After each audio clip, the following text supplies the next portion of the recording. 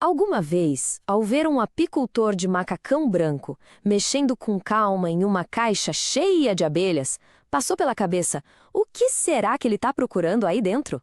Bom, é exatamente isso que a gente vai desvendar hoje. Vamos abrir essa caixa preta, ou melhor, essa colmeia, e entender o que é de fato uma inspeção de abelhas. E essa é a ideia. A proposta é essa. Uma inspeção não é para ser algo tenso, assustador. Pelo contrário, é quase como uma conversa com a colônia, uma chance de entender o que ela precisa, de ver a vida pulsando lá dentro. Então, com essa energia, vamos mergulhar de cabeça. Esse aqui é o nosso roteiro. A gente começa pelo básico: por que mexer com elas? Depois, a parte mais visual, que é aprender a ler os favos como se fossem um livro. Aí, partimos para a prática. Com as ferramentas certas, comparamos duas filosofias bem diferentes de apicultura e, para fechar, a gente reflete sobre essa parceria incrível entre humanos e abelhas. Então vamos lá, começando pelo começo. Por que um apicultor iria abrir e perturbar uma colônia que aparentemente está indo super bem sozinha? A resposta é bem simples, na verdade. É cuidado preventivo. Pensa assim, não é uma invasão, é mais como um check-up de rotina. O objetivo principal é garantir que a colmeia está forte e saudável. O apicultor quer ter certeza de três coisas: a colônia está bem, está crescendo e, o mais importante de tudo, tem uma rainha botando ovos. É como se fosse um médico fazendo uma visita para ver se está tudo nos conformes.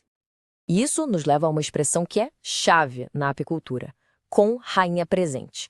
Esse é o status de ouro, é o que todo apicultor quer encontrar. A rainha sabe, ela é o coração da colmeia.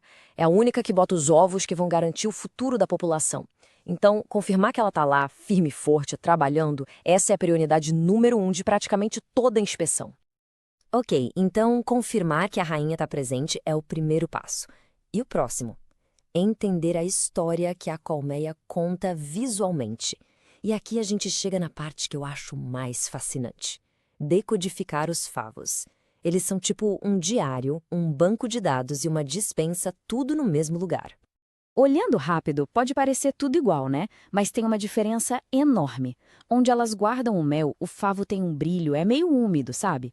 Já a área do berçário, onde as novas abelhas estão crescendo, a aparência é mais seca, mais opaca, parece um veludo.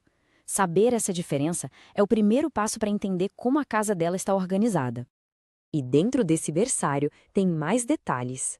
A cria das operárias, que são as fêmeas, é coberta com uma camada de cera bem lisinha, retinha. Já a cria dos zangões, os machos, tem uma cobertura mais alta e irregular, parece até umas balinhas de munição saindo do favo. Isso diz para o apicultor como está a proporção de machos e fêmeas ali dentro. Em um único favo de cria, um apicultor atento consegue ver todas as fases da vida acontecendo.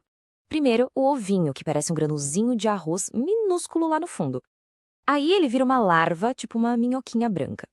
Quando a larva está grande o suficiente, as operárias fecham a célula com cera, isso se chama opercular, e lá dentro ela vira uma pupa.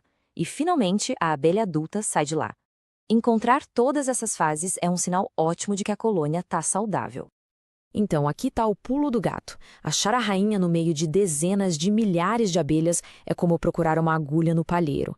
É muito difícil. Mas os apicultores experientes têm um atalho. Se você acha ovos fresquinhos, aqueles grãozinhos de arroz, é porque a rainha passou por ali nas últimas 72 horas. Ou seja, a presença de ovos é a prova definitiva de que a colônia está com rainha presente. Certo. Agora que a gente já sabe o que procurar, vamos falar de como fazer isso com segurança.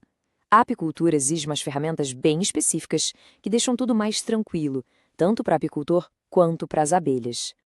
Basicamente, são esses três os itens que não podem faltar. O macacão, claro, é para proteção.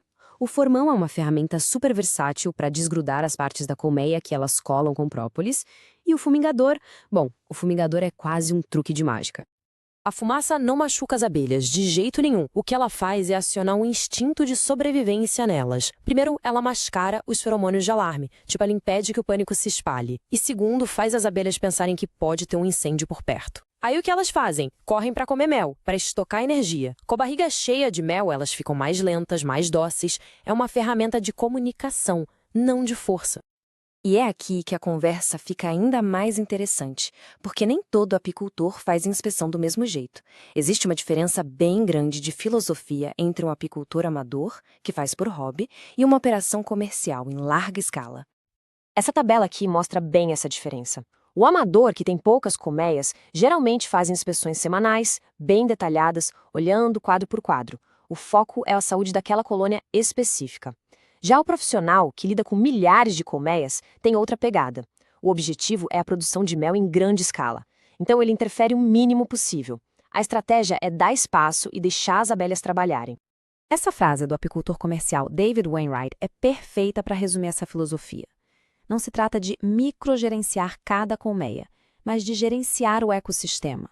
É dar os recursos que elas precisam, espaço, um bom lugar, comida e confiar nos instintos delas.